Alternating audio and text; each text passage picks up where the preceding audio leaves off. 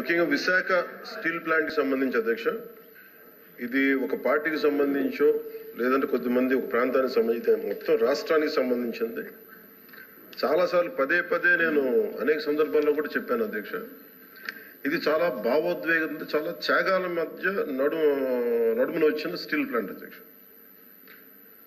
ఇది గతంలో కూడా గత వైసీపీ పాలనలో కూడా అది ప్రైవేటీకరణ జరగబోతోంది.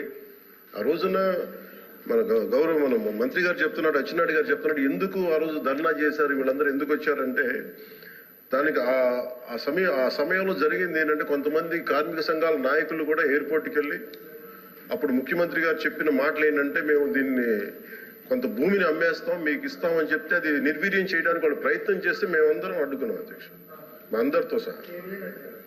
ఇది మొన్న కూడా కార్మిక సంఘాల నాయకులతో కూర్చున్నప్పుడు ఇదే నివేదిక, ఇదే అభ్యర్థన ఇచ్చారు. ఇది ప్రైవేటీకరణ చేయకూడదంటే మీరు ఎంత కమిటెడ్గా ఉన్నారో మేము అంతే కమిటెడ్గా ఉన్నాం. 2021 ఫిబ్రవరిలో మేము అమిత్ షా గారిని కలిసాం అధ్యక్ష, హోంమంత్రి అమిత్ షా గారిని కలిసి వారికి నేను ఇచ్చింది కూడా ఏంటంటే, ఇది మాకు చాలా భావోద్వేగాలతో కూడింది, చాలా త్యాగాలతో కూడింది, దయచేసి దీన్ని ఎట్టి పరిస్థితుల్లో ప్రైవేటీకరణ చేయకండి అని చెప్పాం అధ్యక్ష. అలాగే మీరు గతంలో కూడా 2019-14 ఆ సమయంలో డ్రెడ్జింగ్ కార్పొరేషన్ ఆఫ్ ఇండియాను కూడా దాన్ని ప్రైవేటీకరణ చేస్తామంటే మేమే ముందుండి దాన్ని ఆప్ చేసాం అధ్యక్ష.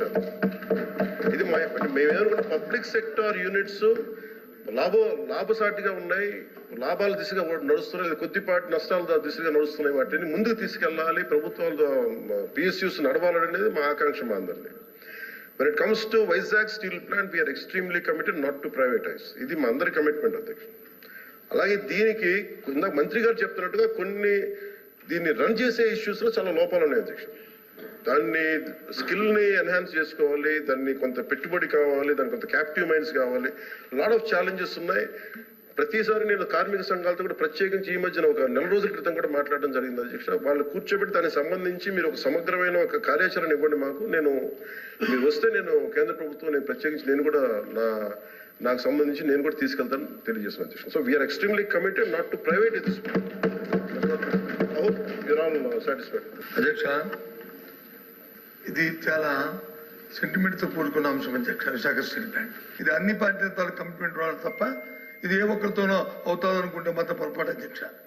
ఏదైతే రాష్ట్రంలో దేశంలో ఉన్న మిగతా రాష్ట్రాల్లో జరుగుతున్న అంశాలు ఉన్నాయో ఆ ప్రకారమే దీన్ని కూడా అందరూ సమస్యగా దీన్ని కాపాడుకోవడం బాధిస్తుంది. ప్రతిపక్ష నాయకులు బొత్స గారు అడిగిన దానికి సార్, ఆ రోజులో కూడా మేము అడిగింది ఏంటంటే ఆల్ పార్టీ డెలిగేషన్ తీసుకెళ్ళండి అని మేము అభ్యర్థించాం sir. They haven't taken any initiative even then. We are real ఆ రోజు నుంచి కూడా ఈ రోజు మేము ఒకటే కమిట్మెంట్తో మాట్లాడుతున్నాం, కానీ ఆ రోజు మేము అభ్యర్థించాం అధ్యక్ష, ఆల్ పార్టీ మీరు చేయండి, మేము తీసుకెళ్తాం, మేము అందరం వస్తామని మాట్లాడాం.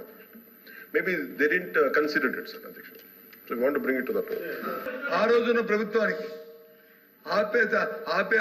ఆపే శక్తి లేకపోయినప్పుడు ఆల్ పార్టీ డెలిగేషన్ రావాలని మాకు ఆ శక్తి ఉంది, అది ఉంది కాబట్టి